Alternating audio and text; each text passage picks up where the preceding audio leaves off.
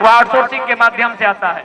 ये भी आपको बताना होगा कि झारखंड की कितनी आउटसोर्सिंग एजेंसियां झारखंड की सक्षम है। उन आउटसोर्सिंग एजेंसियों के माध्यम से चयन होने वाले कितने नौजवान, कितनी बहनें, कितने भाई झारखंडी हैं, ये भी आपको बताना होगा।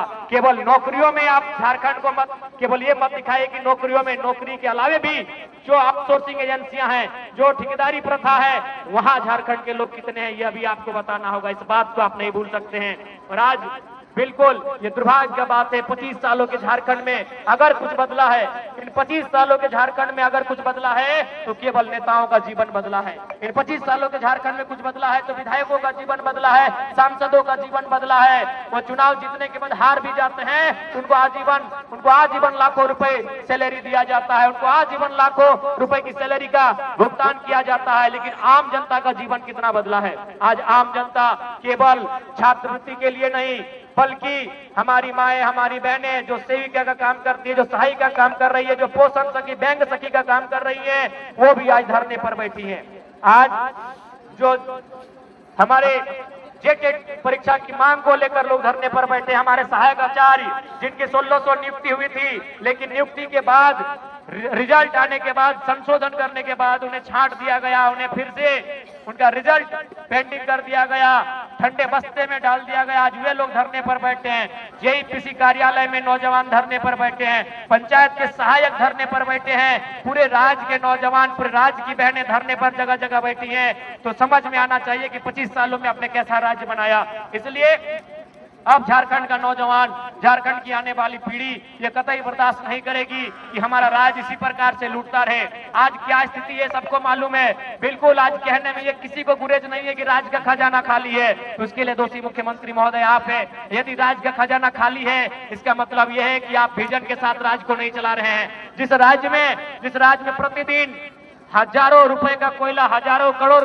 का बालू अवैध रूप से निकासी किया जाता है, उस राज्य में अगर राज्य का खजाना खाली है तो उस राज्य के मुखिया की कार्यशैली पे सवाल खड़ा होता है। आज आपने लूट की इतनी छूट दे दी है कि एक साधारण सा पदाधिकारी, एक प्रखंड, एक थाना स्तर का पदाधिकारी महीने में अवैध रुपए से लाखों रुपए कमाता है। वो किसका पैसा है? राज्य का पैसा है, वो राज्य का खजाना है। लेकिन आपकी विजन आपको स्पष्ट बता रही है कि लूट की छूट है, भले खजाना भरे या ना भरे।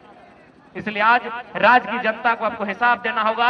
और यदि राज्य की जनता को आप हिसाब नहीं देते हैं, यदि सर समय राज्य की जनता के जो मुद्दे हैं, विशेषकर स्थानीय नीति 1932 का खतियान हो या 1964 का खतियान हो या भाषा संस्कृति परंपरा का आधार हो, यदि इस राज्य के लिए आप स्थानीय नीति नहीं बनाते हैं तो इस राज्य की जनता जिन्होंने आपको पलकों पे सजाया है, ये आपको धूल में मिला सकते हैं। इस बात को याद रखिएगा, क्योंकि विधानसभा शाम की आवाज है और शाम की आवाज दूर तक जाती है। और आपके पदाधिकारी, आपके मंत्री, आपके विधायक भी जरूर इस बात को सुनते हैं कि आज दिन भर जो लोग धरना पर बैठे थे, चाहे वो दिव्यांग हो, चाहे वो आंगनबाड़ी की दीदी लोग हो, चाहे वो जेल कैंप के तमाम साथीगण हो, चाहे वो सहायक आचार्य हो, चाहे वो व्यावसायिक प्रशिक्षक हो, चाहे वो किसी भी विभाग के आंदोलनकारी हो, उन्होंने किन बातों को रखा, दिन भर क्या क्या हुआ, यह आवाज आपके कानों तक जरूर जाएगी। और यदि आप में जरा भी संवेदना है, यदि आप में जरा भी नैतिकता है, तो आज आपको तमाम जो आंदोलन हुए, कम से कम राजधानी में विधानसभा के दरमियान जितने भी आंदोलन होते हैं, उन आंदोलनों की आपकी समीक्षा करनी चाहिए।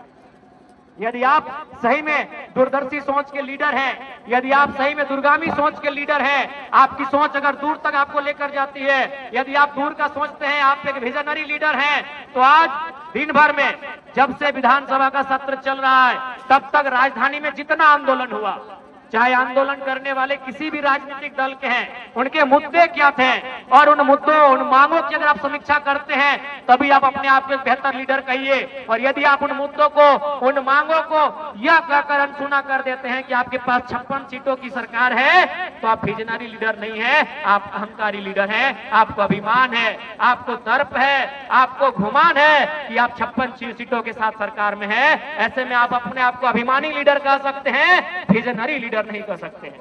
तो यदि आप विजनरी लीडर हैं तो आज जितने भी आंदोलन, जितने भी धरने हुए यहाँ पर, उन आंदोलनों की समीक्षा करें, उन आंदोलनों का रिपोर्ट मांगे और उसको बैठक करें और इन समस्याओं का, इन मुद्दों का निराकरण करने का प्रयास करें। ये मैं माननीय मुख्यमंत्री महोदय से कहना चाहूंगा और मैं आंदोलनकारी साथियों से कहना चाहूंगा, क्योंकि आज जब तक मैं सदन में था माननीय मुख्यमंत्री नहीं आए थे, उनके दल के विधायकों से बात हुई है। हमारे महामहिम के जो राजभवन, अभी उन्हें लोक भवन का नाम दे दिया गया है, राजभवन अब लोक भवन बन गया है, तो वहां भी बात हुई है। वो आंदोलनकारियों की प्रतिनिधि मंडल टीम से मिलेंगे, उनमें 5-7 सदस्य टीम जो भी है, आप लोग पदयात्रा करके, विशेषकर जो डुमरी से रांची तक आए हैं, आप लोग चयन कर लेंगे। वह आपकी मांगों को लेकर आप क्यों पदयात्रा किए हैं, उस पदयात्रा को उन्होंने भी वॉच किया है, राजभवन ने भी, और वो आपसे मिलेंगे। हमारी उनसे बातचीत हो गई है, लेकिन आज मुख्यमंत्री समय पर नहीं आए थे, नहीं तो आज ही उनसे मैंने बात किया था, संदेश दिया था उनके अधिकारियों के माध्यम से कि अमुक तिथि पर एक कार्यक्रम है, जो पदयात्रा करते हुए यहाँ तक आ रहे हैं, वो आपसे मिलने की अपेक्षा रखते हैं। तो शायद जब तक हमसे वो नहीं आए थे, हम उम्मीद करते कल या परसों 2 दिन सत्र चलेगा, जो भी पदयात्रा करके, विशेषकर जो 180 किलोमीटर चले हैं, उन्हीं में से 5 या 7 प्रतिनिधि मंडल का चयन किया जाए और वह मुख्यमंत्री से भी मिलेंगे और महामहिम राज्यपाल से मिलेंगे और मिलकर हमारी जो समस्याएं हैं, उन समस्याओं से उनको अवगत कराएंगे और निराकरण करने की दिशा में वो कार्य करेंगे। ये उनसे हम अपील करेंगे। क्योंकि रात्रि का समय है, हमारी माताएं बहनें भी काफी दूर दराज से आई है। सबसे पहले मैं पुनः आपके इस हौसले को, कड़कड़ाती ठंड है, बिल्कुल रांची की ठंड बाकी जिलों की ठंड की तुलना में ज्यादा है, उसके बाद भी आपने इस ठंड की परवाह ना करते हुए इस राज्य के भविष्य के लिए, इस राज्य की स्थानीय नीति के लिए, इस राज्य के पढ़ने वाले स्टूडेंट की स्कॉलरशिप के लिए, इस राज्य के तमाम ऐसे लोग जो आज सिस्टम से प्रताड़ित है, सिस्टम से हतोत्साहित है, सिस्टम से परेशान है, उनकी आवाज बनने के लिए आपने 180 किलोमीटर की जो यात्रा की, यह यात्रा झारखंड के इतिहास में, झारखंड के आंदोलनों के इतिहास में स्वर्णिम अक्षरों में लिखा जाएगा। इस यात्रा में सम्मिलित होने वाले तमाम बहादुर सिपाहियों का, झारखंड लोकतांत्रिक क्रांतिकारी मोर्चा के तमाम बहादुर सिपाहियों का, तमाम बहादुर बहनों का मैं तहे दिल से इस्तकबाल करता हूं, अभिनंदन करता हूं, आभार करता हूं और मैं पूर्ण आशा करता हूं कि आज जेल कैंप एक ऐसा दल है जो दल नहीं, एक परिवार है और यह परिवार,